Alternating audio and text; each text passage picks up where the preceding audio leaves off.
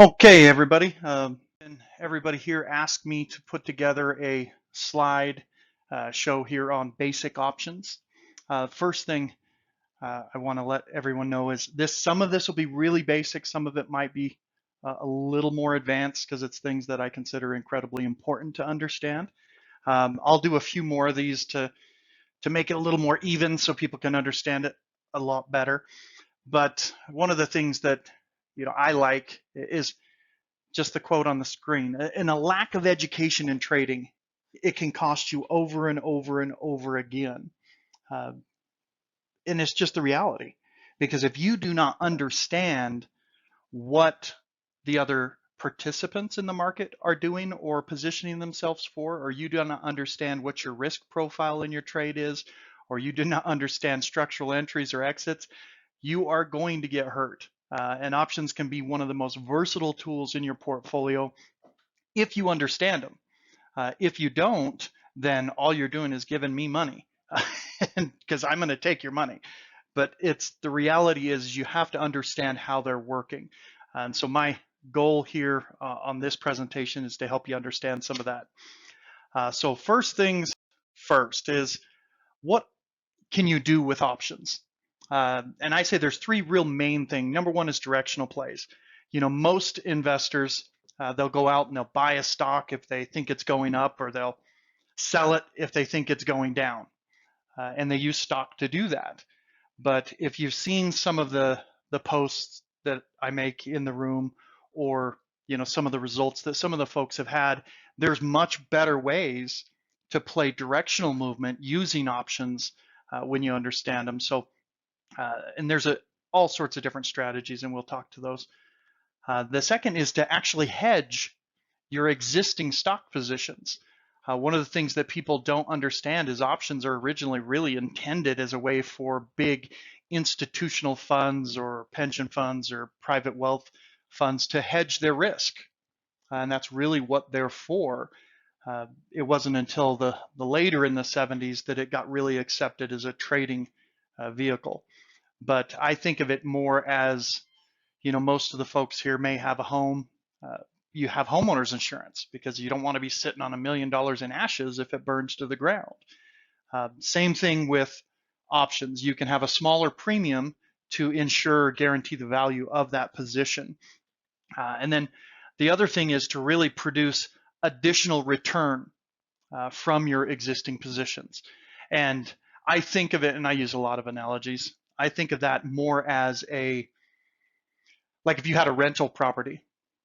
You could buy a property, board it up for 10, 15 years and let it sit there, and chances are it'll increase in value with the rest of the real estate. But most people think you're insane. They say, why didn't you rent it out?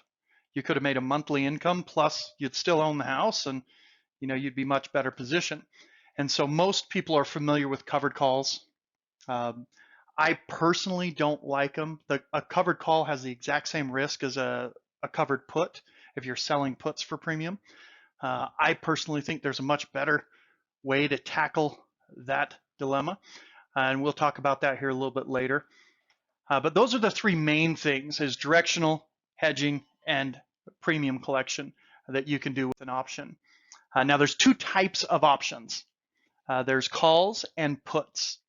And the rights and obligations are different if you're either the buyer or seller of these. Calls typically are a bullish position, puts typically are a bearish position. And we'll go through and explain to you the differences there here in a minute.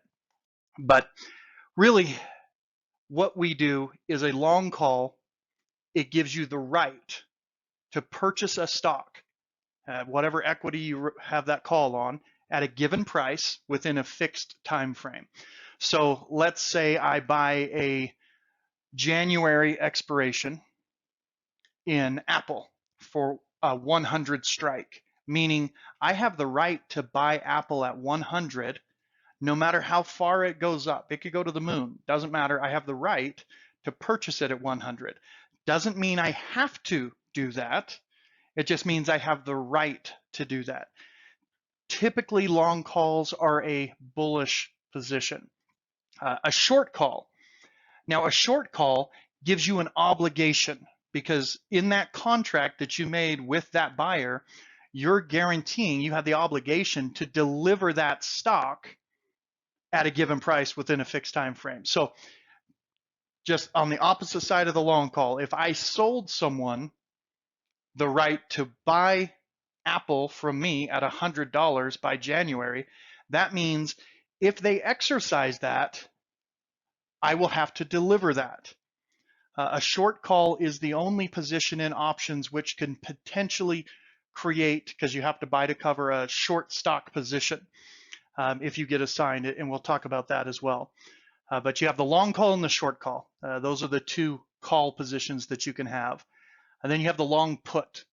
And a put gives you the right to sell or put the stock to somebody at a given price within a fixed time frame. So that means, same example on Apple.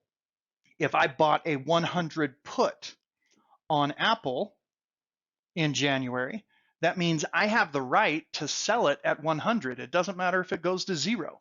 I can still sell my 100. That's what I got the right to do. So then you have the short put. And I know some people, and I've talked to a few of you, they sell short put for premium, which is a fallacy, and they don't really understand how intrinsic and extrinsic, and we'll talk about that here in a minute, how that works. But a short put is the obligation to purchase stock. Again, you're on the other side of that long put position.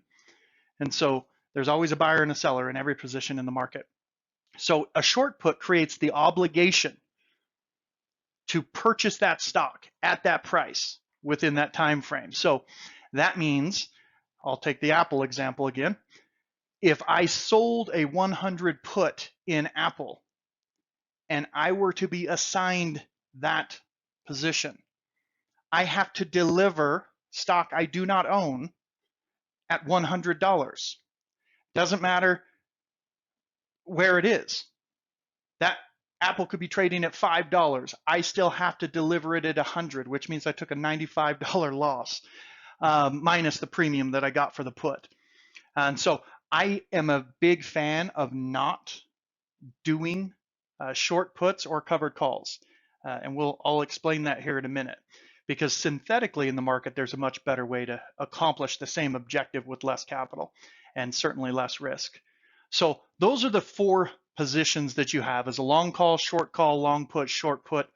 And the way that you structure your trades, or the way that you combine these different instruments, is how you determine your risk profile and whether you're bullish or bearish or neutral in the trade. So next thing is, let me explain for people that don't understand. Each option contract, if you buy one contract, it controls 100 shares of the underlying instrument. So, excuse me, if we purchase one call contract in January for the 100 strike in Apple, that means I control 100 shares of Apple at that strike. Now, they do expire, and you'll notice on some of my posts, I'll post, expirations. Now, when I started, we only had monthly expirations. Back in 05, they introduced weeklies, but every month, the monthly option expires on the third Friday of the month. That's why every quarter we have what's called quad witching, where you have index options, futures, SPI, everything expires all at the same time, and it's typically fairly volatile because you have a lot of delta or gamma hedging going on at that point. So now weekly options have expirations every single week, and a lot of the more liquid names have weekly options. Any of the big ones pretty much do. Matter of fact, some of the ETFs like the SPY, the Qs, the RUT, they actually have every couple of day expirations. Now, weekly options always are issued on Thursdays. And so when you see me doing calendars, the synthetic calendars that I do, those I always try to initiate on a Thursday because I can get the most bang for my buck over the weekend for time decay. And we'll go a little more into the application of that here at the end of the presentation. I'm trying to make it as simple as I can with giving information so it doesn't confuse people. So anybody, you're more than welcome to ask questions. We have an options room specifically for that. But next thing that we're going to go over is how to calculate the cost of an option, because most people see on the quote board, they'll say, oh, my option is, $1. That doesn't mean you're paying $1 for the whole contract. You have to take the price that's quoted times 100, and then whatever number of contracts that you're doing is how you actually end up with the correct price. And so I'll give you an example. So if I bought one contract of the $10 strike calls on ABC stock, they cost me $1. So I would take $1 times the 100, because I'm only buying one contract, it ends up with $100. The easiest way to figure an options price is if you look at the quote board, just drop the decimal point and that'll tell you what it is. And so if it's trading 36.57, it's $3,657. Really quick, easy way of doing it per contract. I'll make that point. But next thing is assignment. I know a lot of people wonder, and they're always worried about early assignment and how that happens, and oh my gosh, and what do I do? If you are short a call or short a put, that's where you will be assigned.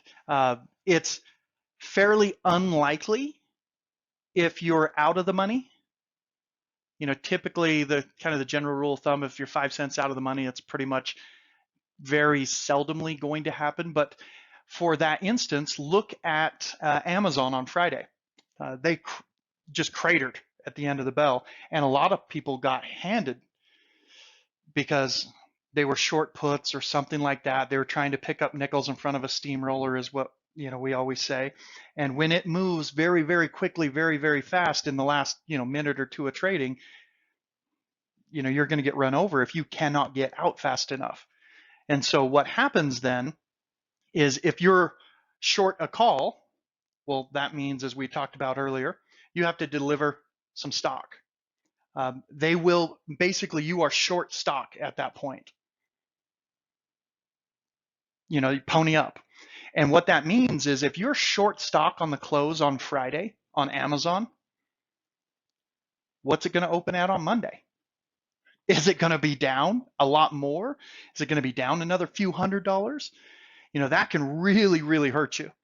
So if you're short calls or short puts, and I never say naked because I don't think anyone or very few people in here have an account where they can do naked calls or naked puts. It's always cash secured or having actual equity in your account to do a covered call. And in that case, they just take your stock away. Short put, basically what they do is they say, okay, great. If you're shorting this, you have to pay me money. You get a margin call. And so there are two things that you want to pay attention to there. Number one is I'm never really short calls or puts. There's much more effective ways to do what you're trying to accomplish in the market. So you don't have to worry about assignment. Also, if you have a spread or something to cover, and I'll explain that here in a minute as well. And then exercising, if you're long options, very seldom do you hold an option to expiration. Almost never, really. I've done it literally a handful of times in almost 27 years now, 26 years, something like that. It's been a while, but I just don't do it because I'm a very, very, my mentor was a Philly floor trader and Chicago floor traders, and they were not very nice people, and they were extremely adamant that you roll your position because we're always looking at our risk. We're always looking at our delta. You have to understand where you're at. And so most options, if you feel like exercising it, you can. The only time you may exercise something is in the event of a dividend, and I'll talk about that. There's a little calculation that you can figure. But typically with a call option, you can have not as much anymore because we can't really get a great interest rate, but you can create a synthetic dividend with the cash savings rather than buying the stock. So exercising is just very rare that you do it, in my opinion. But let me go through, because someone asked me this, because options do not receive dividends, absolutely do not. But long calls, they give the buyer the right to buy the shares. Nothing to do with actually getting a dividend. But as I'd mentioned earlier, there is a way to calculate what I call a synthetic dividend based on the interest earned on the cash difference between the stock purchase and the call purchase. So I'll give you a simple math example. If I went out and bought a $10 call to buy Microsoft at 100 or Apple at 100, and dividends were coming up, and I calculate the difference between, okay, well, I control it at $100. If I spent $100 for 100 shares, obviously, I'm 10 grand. And so what's the cash savings that I have? I spent $1,000 for my call, and I spent 10 grand for the stock. They're going to give me a dividend. I have 9 grand basically in cash savings. What is that 9 grand going to make me? Is that more than the dividend I would have received? If it is not, then there is a little bit of an option that you can play where you can exercise your long call in front of ex-dividend, obviously, ex-dividend. So you have to do it before ex-dividend date. But you can look at it and say, oh, okay, well, I can exercise my call, take ownership of the shares, and then get the dividend, and then get rid of the shares and go back, if there's a difference there. It's a little bit of an arbitrage play, but it's not, it doesn't really happen very likely, because market makers, they're not really a stupid people. They plan for that. Most people are unaware that before ex-dividend, your stock price goes down by the amount of the dividend. And as we know, as a derivative of stock price, an option price will be affected accordingly. Now, typically going into ex-dividend date, calls lose value, puts increase in value because of the anticipated drop in the stock price. Now, again, short calls do run the risk of assignment, which as a short stock position, you owe the dividend to the stockholder. And so that is an additional risk that you have to think about if you're short calls into dividends. And so now let's go into, and I talk about intrinsic and extrinsic values. Most people have no idea what I'm talking about. Hopefully everybody does, but let me cover it. So intrinsic value is real actual value. That's just what the value is. So in essence, let's say I have a stock that is $10. It said, if I own the stock, I have $10 in intrinsic value. That's what it's worth. That's what it's trading at. If I have an option on that stock at $10 and I paid $1 for that option, then I have to go in and figure out, hey, how much of that value are they giving me as real value, actual, intrinsic value, or how much of it is actually extrinsic value? And the reason why it's incredibly important to understand what your extrinsic values are is because the two major things that we look at in the Greeks, and I'll talk about the Greeks here in a minute, theta and vega, exclusively apply to extrinsic value. That's what they regulate. And again, I'll talk about that. But most of your quote boards or your options chains, as they're called, you'll see, here, let me pull up a pointer. You'll see here, right here, intrinsic and extrinsic value. I'm paying $27.20 on that 90 call if I go out to January. Now, if I pay that, here, I'll try to highlight it so you can see it. Yeah, I can't highlight. Let me see if I can do it with the pen. Nope, can't do it with the pen either. Hold on.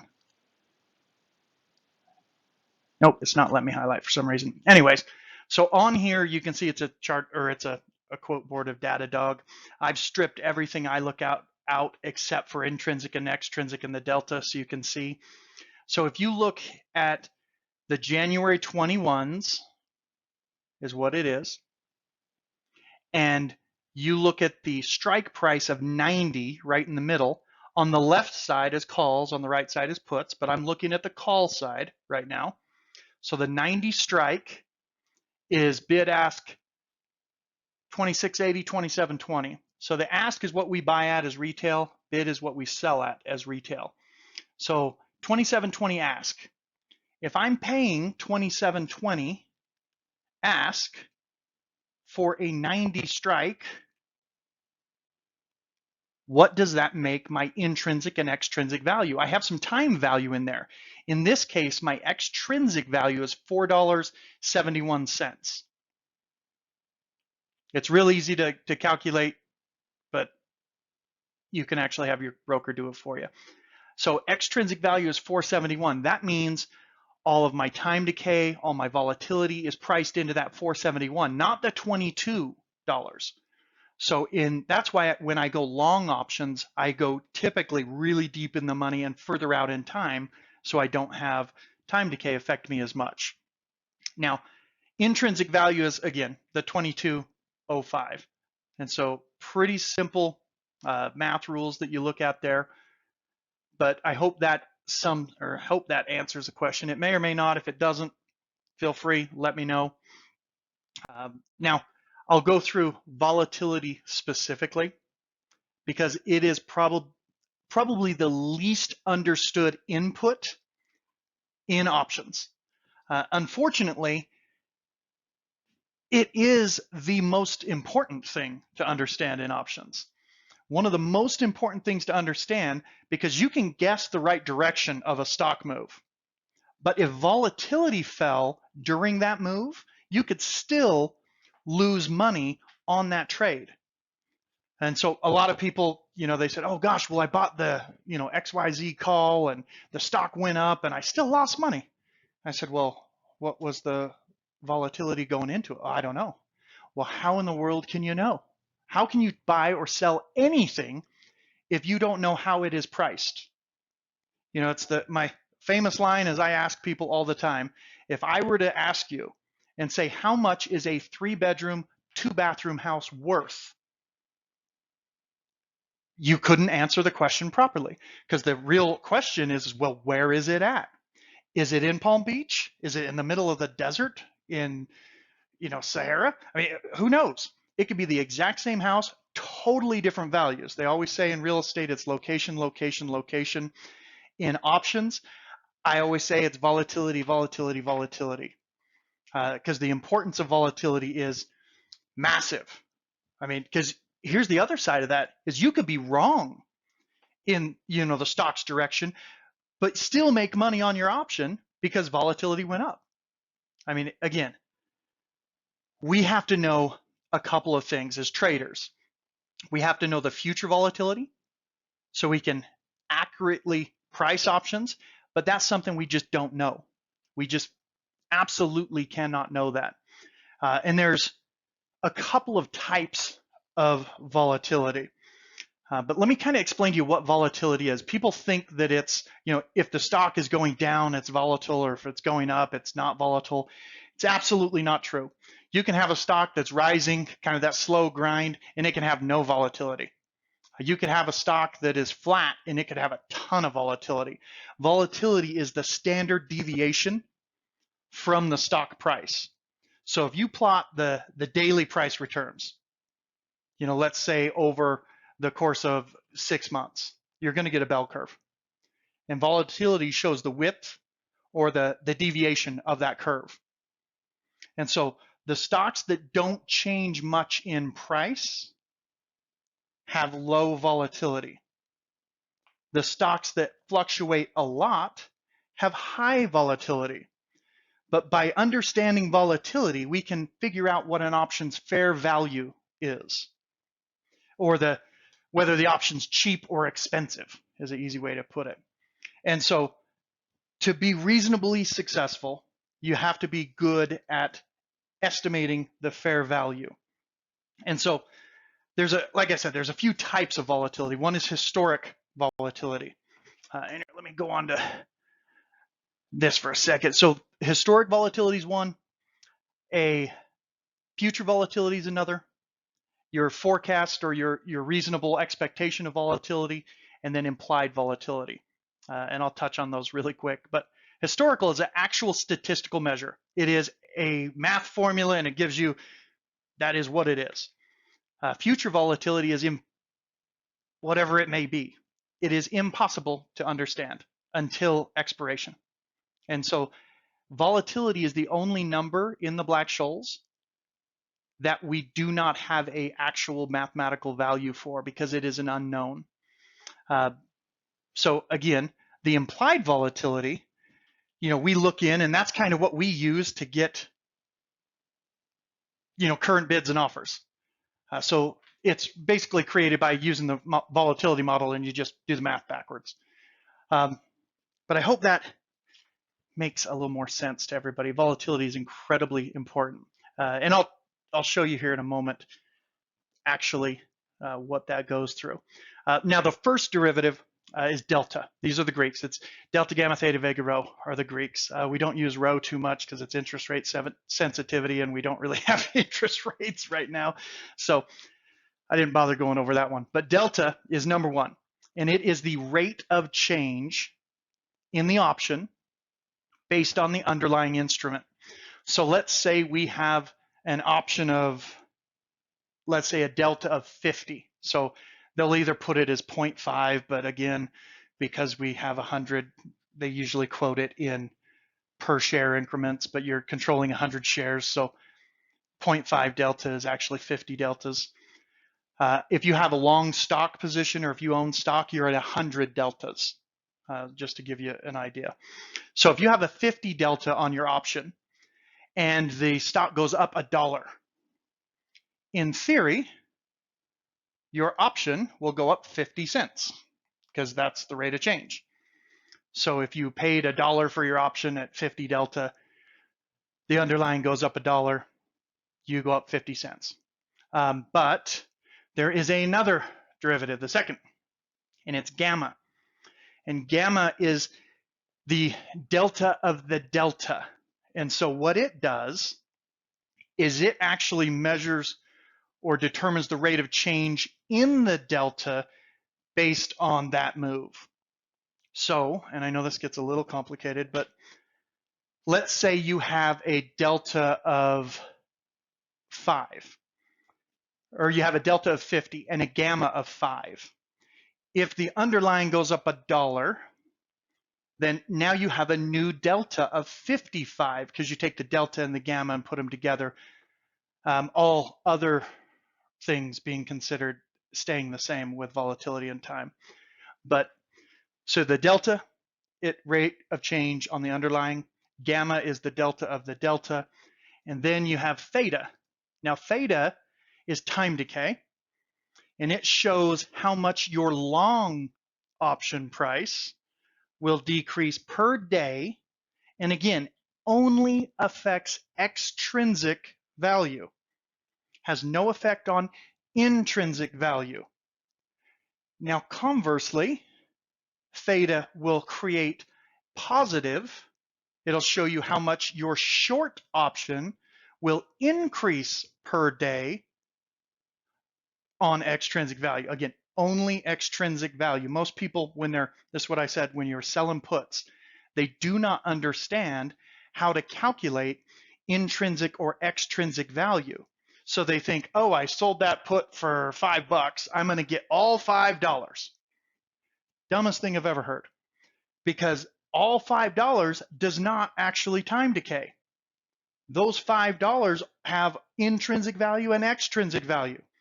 So make sure you understand how your options are valued and how your position will move with time, movement of the underlying, and volatility. Those are the three big things you have to pay attention to. But theta, it's either positive or negative, depending on whether you're long or short on that option. Then the last thing is vega. That is volatility. And it is a measure. It shows you how much your long option price will increase with a 1 tick increase in volatility. And again, like theta, it only affects extrinsic value, nothing to do with intrinsic. So now people can understand a little bit better when I do the synthetic covered calls. I go deep in the money because I have a lot of good, solid intrinsic value in my long position. And I have very little time decay because I'm out several, usually at least 4 or 5 months. So I'm out really far. I don't have a lot of time decay. I have very little gamma exposure in that. I have very little theta. I have very little vega. It's a good position there. And then I'm shorting, I'm selling a front week call against my long call to take advantage of theta and vega. And so now let me go in and I'll actually explain to you what I was just covering. So on a typical covered call, and this is one I did in a webinar with JJ and Ray a while back, but I had the chart saved, so I figured I might as well show you guys a little bit more. Now, this is just UPS. They were trading at the time at, 156.45. So if I wanted to do a covered call on UPS, I would, number one, I'd buy 100 shares. So I'd lay out 156.45 times 100. Well, that'll give me 15,645. So I'm laying out 15 grand. But now I hold a long stock. I'm 100 deltas long. I'll go in and I'll sell a covered call. So I sell one contract. Now, I personally, when I do covered calls, I prefer to sell the closest in time expiration to be able to take advantage of the theta. The time decay in my instance is incredibly important. So I would sell one contract. In this case, it was the SEP 20s, 162.50s. It was $1.47.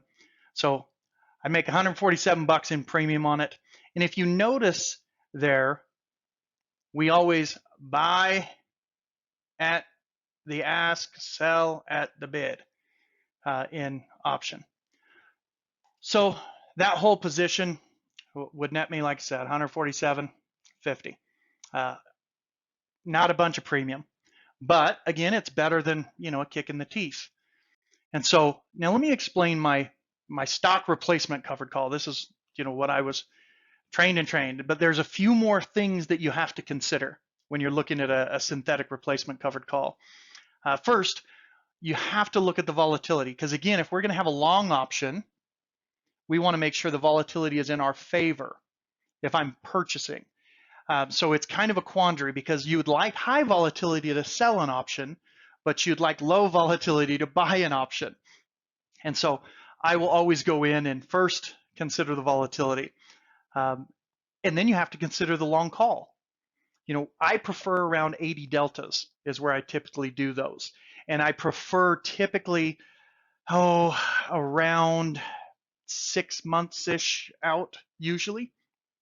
I know some guys that do leaps and they go years out, but again, with the volatility in the market, I prefer to do a little bit shorter just so I can take advantage of the movement.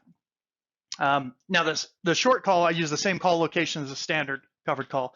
Typically I use around 30 deltas or at a structural level, where I feel there's a good resistance in the stock. There's, for the candlestick guys, that's what I'm telling you.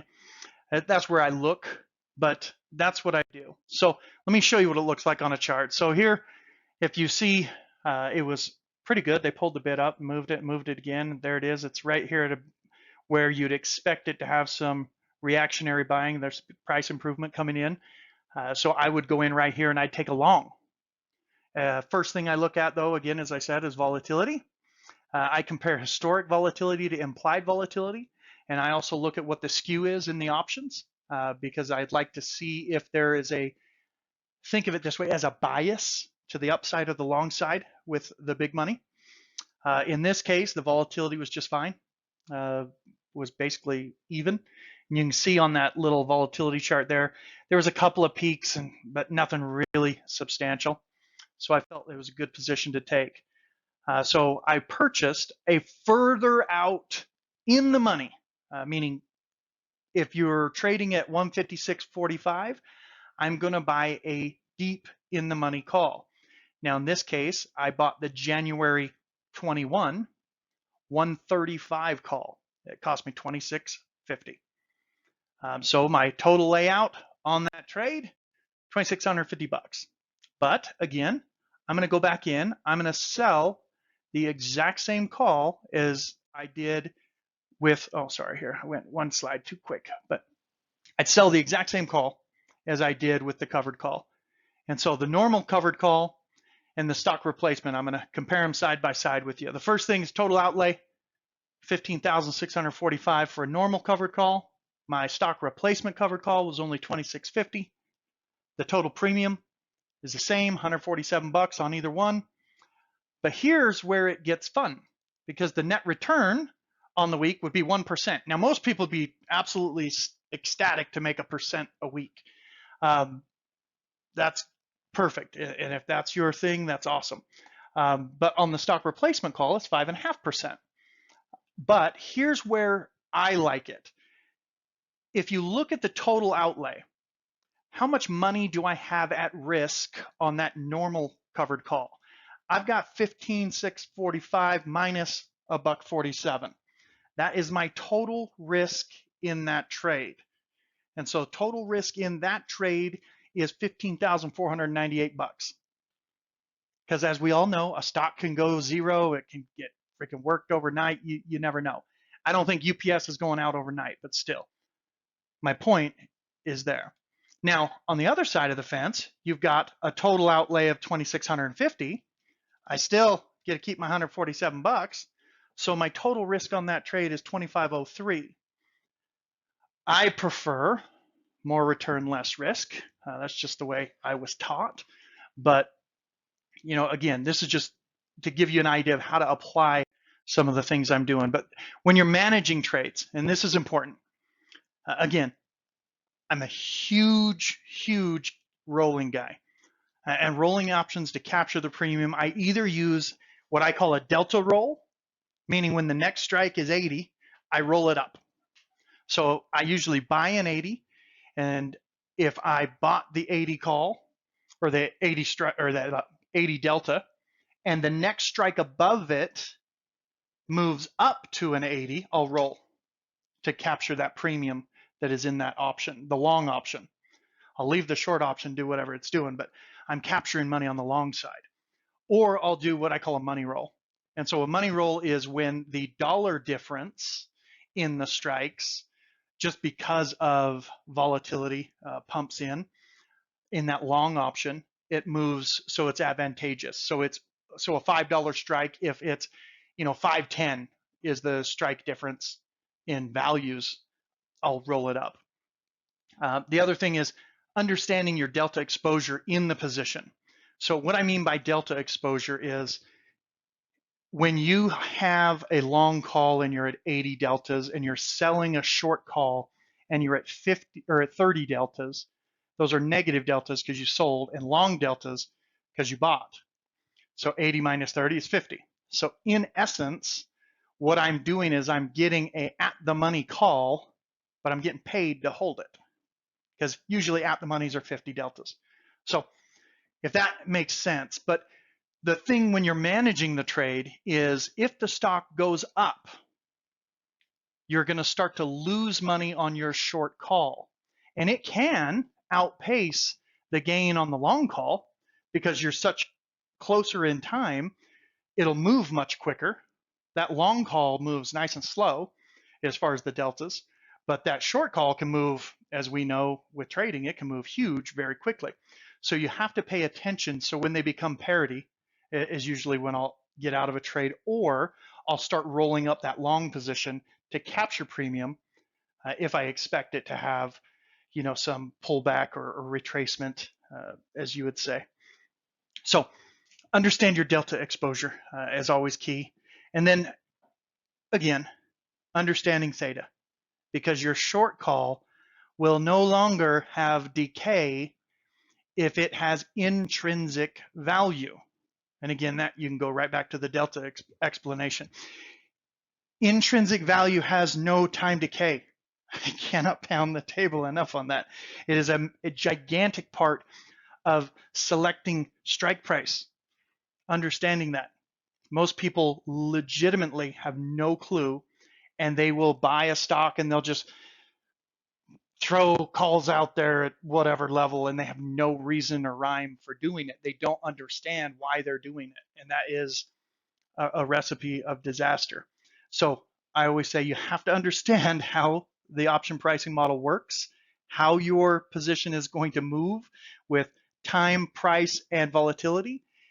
It's just incredibly important. And so, and again, this is more I'm trying to be this is a beginner's thing, and I don't want to overly confuse people, but I'm trying to give you what I think is very, very important.